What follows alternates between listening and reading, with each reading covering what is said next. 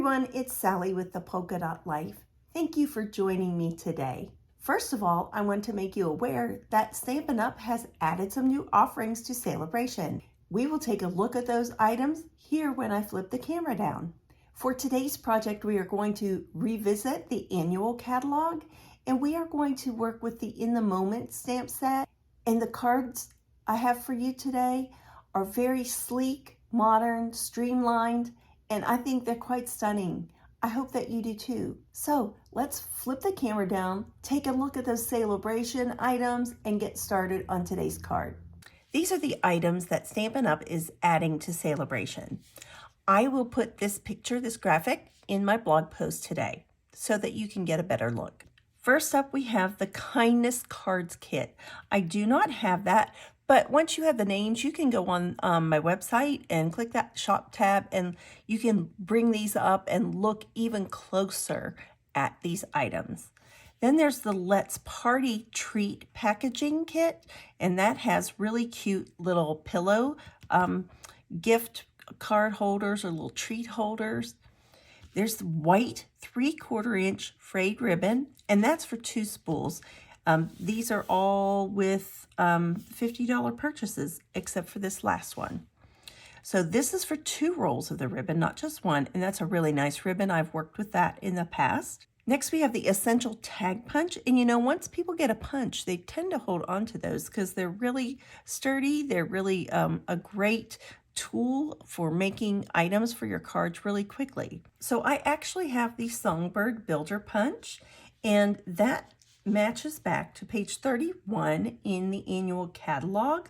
That you can get it in a bundle, but you could just buy the stamp set and then add the punch if that's something that you have had on your wish list. That is a really cute set, and these make adorable cards. And this punch is valued at $19.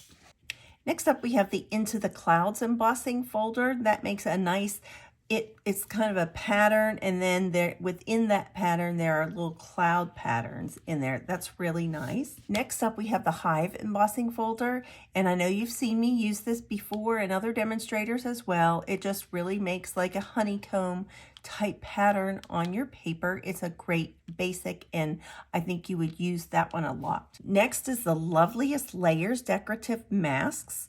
And I love using masks. They are especially fun to use with our blending brushes, but you could also use them with sponge daubers and lots of other different techniques.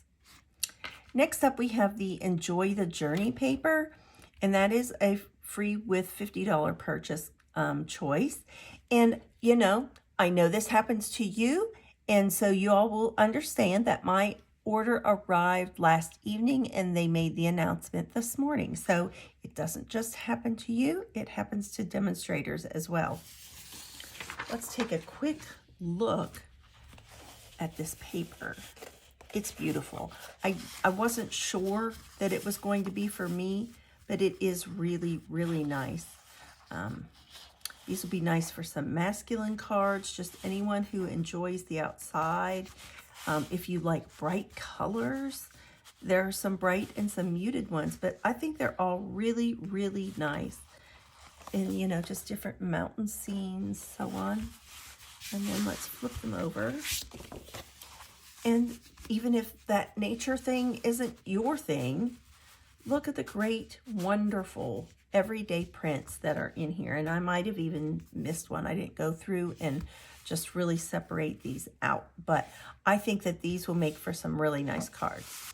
And last up, we have the Eden's Garden bundle, and that is free with a $100 qualifying purchase, and that's because it's a bundle. Here is the stamp set. It is on page 59 of the annual catalog, so you can get a closer look, and you can actually see some of the shapes that they have used from the dies. And then the dies are shown on page 171, and this shows you a better idea of what the dies look like. I hope that this was helpful for you. If you have any questions, just send me an email here at sally@thepolkadotlife.com. We are going to start today's project with a simple piece of basic white cardstock, and don't worry about the measurements. I will have those all on my blog, and that is in the link down below. We need to start out by doing a little stamping And I'm going to use the In the Moment stamp set today, and that is in the annual catalog. And I have our Memento black ink. And I am just going to, I like to, on these ones, turn it upside down because they're a little bit larger. And when you use, this is a different kind of a surface than our regular Stampin' Up ink pads. And so sometimes you do have to kind of swirl them around to get some of that ink moving and going on your stamp. And we are just going to bring this over and put it on our paper, kind of on the left center area. So pretty. I love that stamp. And I'm going to open this up again. I tend to close that because I do bad things. I'm going to actually move it over here so that I don't stick my arm in it. Really like my greetings nice and dark. Perfect. As I mentioned, this is a very clean card. Sometimes it's against my normal way that I design a card, but I was just in the mood for something a little sleek, a little just very modern, young feeling, and so that's what I went with. I'm going to be using, some of these browns are from the blends that are numbered rather than a color name, and this is the SU 900. And let's just start there. And let's color in our legs. Now, this I am not getting super fussy about getting in every nook and cranny. There will be some white spaces. This is just a very airy feeling card. And I am actually going to turn this so I can see it better, and I encourage you to just don't get stuck leaving your project in front of you. You need to move it around so that you can see it well. And then one little place I forgot the first time, she just has a little bit of her lower back showing. And let's move on to her hair. I am going to be using the number 300 and the number 400. So I sometimes have trouble remembering which one is lighter. I'm just going to swatch that real quickly because I want to start with the lighter one. And this one is the 400. And I am going to go around this barrette that she has in her hair. And I may do the hair a little more solidly than I do the rest of it. Till you get here to the bottom, you just kind of want to make that, you know, kind of string-like, like a strand of hair. But I don't want any white spaces showing through on her hair. I think that looks kind of weird. And so then with the number 300, I just want to go and add some, I don't know if you call them highlights, low lights, but just these little strands of darker.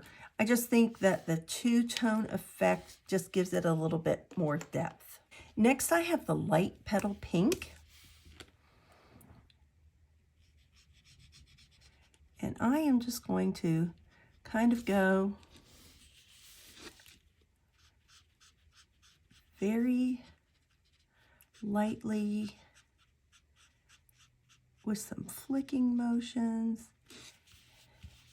And it's just kind of a light and airy feel to her shirt. And then just that little bit of her other arm. Next, we have the light night of navy. And I am just going to, and I have to be very careful with mine. It is super juicy. And so I am just going to do that really ever so lightly. Next, I have my light balmy blue. And I am going to come in here and color that barrette. And then I am going to do her jeans.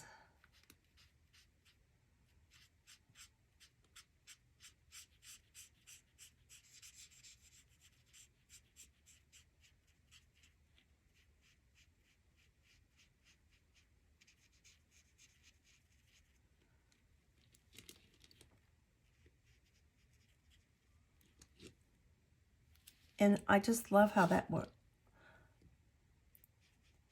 Give her pocket a little more color. But I love how that turns out. Next, I'm pulling in the soft sea foam. This is a color I don't use very often, and I don't know why, because it's really pretty. And I'm going to use the dark on this pillow.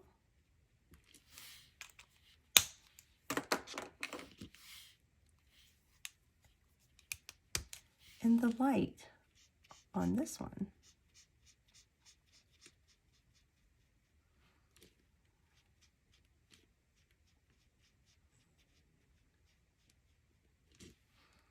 Super pretty. And you know, I think on this one, I'm just going to take that same color and just go over those little shading marks. And then last up, I have the light smoky slate. And I'm just going to turn this, and I am just going to kind of scoot this color right along that bench underneath of her, getting a little smaller with my stroke as I go out there. But look how quickly that came together. These images always intimidated me in the past, but I found that, like, especially the way we're doing our card today, we could leave some of these images uncolored, and it's fine. Now you can color them all in, and that's fine too, but it was kind of overwhelming to me, so I just thought I'd break it down in a really simple card today. I have a piece of basic black that's just a little bit larger, and I'm just going to put some liquid adhesive on this. Not tons, just, you know, an adequate amount. You don't want big lines and globs showing on your card.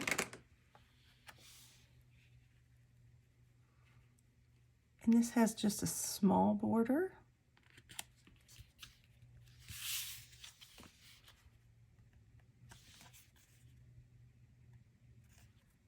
There. And that front of our card is ready. And then I have a piece of thick basic white cardstock. That is the one that you really want to use for your card bases. It's just going to feel much more substantial in the hand of your recipient. It's going to hold up well or better than the regular basic white in the mail.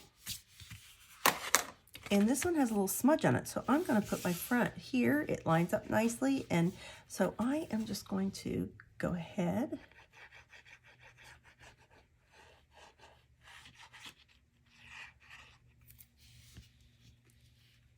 and do this.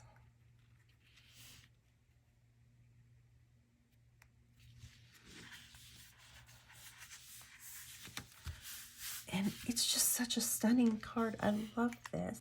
Just because it's white. Now you can write on the inside of this, that's not a problem.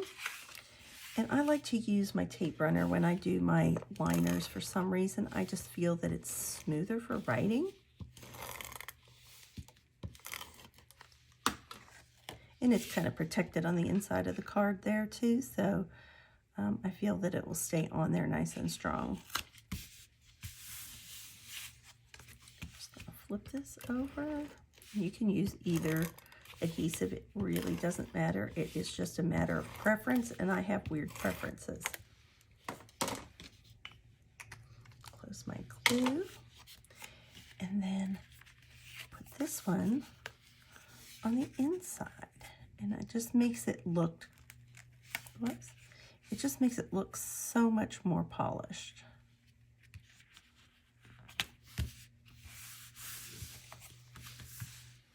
And last up, I have classic matte dots. I have black ones in it. We have black matte dots. We have several different types. You could use white, but I just thought the black looked really, really nice with this. And I tend not to push these down really hard until I get them lined up the way I do. Sometimes just the spacing's a little wacky and you need to bump one up or down. Like, see this one? And I could wait and do the middle one at the end and put it between the two would be probably the best idea. But there. Isn't that really fun? It's simple, it's clean, it's streamlined. And then, of course, for the envelope, I used the Stripes and Splatters embossing folder and just made matching stationery. Isn't that nice? I love that.